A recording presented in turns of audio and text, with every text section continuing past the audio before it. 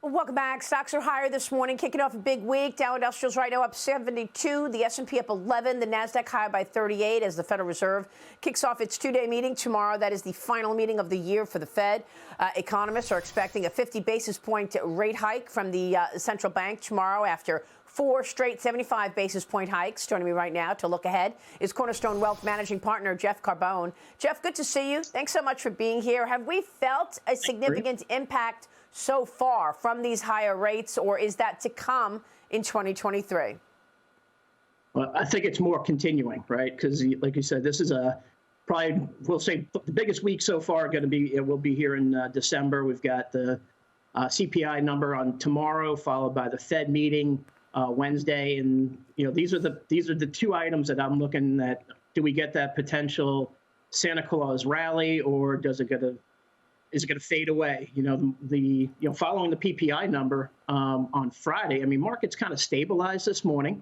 Bonds gave back a little bit, but we're not used to. Historically, CPI comes before PPI, and that kind of changed this week or last week. So not really drawing any conclusions outside of the biggest one that you already mentioned.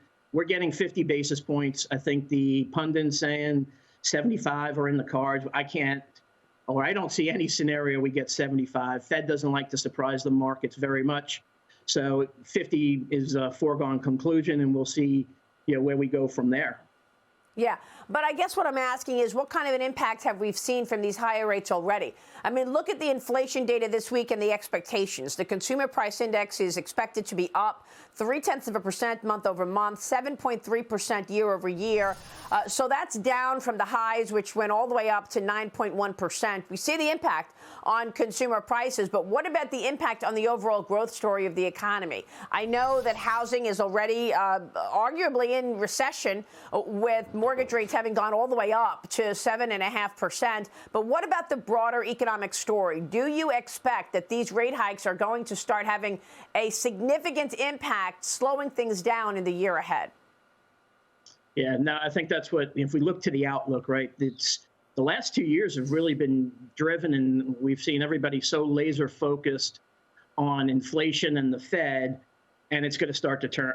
We think it's going to start to turn, right? We're going to start to find and look at more of the growth indicators that where this market's going. And we have not seen write downs yet on earnings. We have not seen the employment picture change much. We've got these hard data. The hard data, the retail investor is still holding up. Employment is held up, but I think it's going to change. It's a matter of time. We'll start to see the layoffs that are coming already through tech. And then a couple weeks ago, last week, we saw PepsiCo, which makes it more of a broad layoff coming. So for 2023, market certainly going to be driven on growth, which would mean a little bit tougher market, more of a more negativity, at least in the first half of the year. And in the back half, really see a recession coming probably midsummer is our path. I don't see how there's a soft landing ahead, given all the, as you mentioned, all the rate hikes, all the where rates are. I think the Fed's going to give us a more hawkish tone on Wednesday, and it's going to be higher rates for longer, which will lead us into recession. And when you look at the big banks, investment banks, there's divergence, right? There you've got J.P. Morgan or BlackRock. We're in the recession camp, and then on the other side, you got Goldman and Morgan Stanley looking more for a soft landing. So Cornerstone on our side, we're looking at a recession sometime mid-2023. So I want to find out how to be positioned in that environment. Let me bring Chris in. Chris Markowski with me this morning. Jump in, Chris. Well, Jeff, it's interesting. You're talking about what the Fed's been doing, and obviously they've been raising rates at a rate we haven't seen in a very long period of time. Do you happen to think that we get a changeover in the House and we actually get some sort of fiscal restraint moving forward, that can actually help the issue?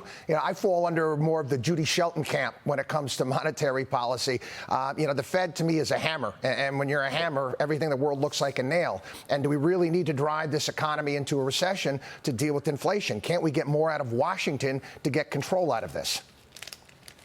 Well, I guess we wish we could, right? I think that's the big question. We'll see what happens. We'll have a divide in Washington, which will provide the opportunity. Markets like less change, right? So there's not going to be any major tax law changes that we would expect.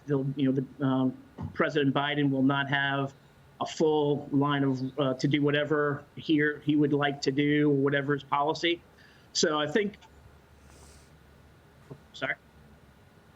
so I think it's really going to be, the Fed. It's been so Fed driven. It's going to change, Yeah. and we're going to see those employment numbers really starting to become more what's happening with employment, right? 3.7, 3.6 unemployment. We've been able to, get through that. Now it's going to be tight a labor rising market. unemployment. It's going to really be a big thing we got to watch for. And All right. 18 times forward earnings on the market seems high. So we're not in a cheap market right now. All right, Jeff. Great to see you. Thanks very much. Jeff Carbone joining us this morning with a market that is up this morning.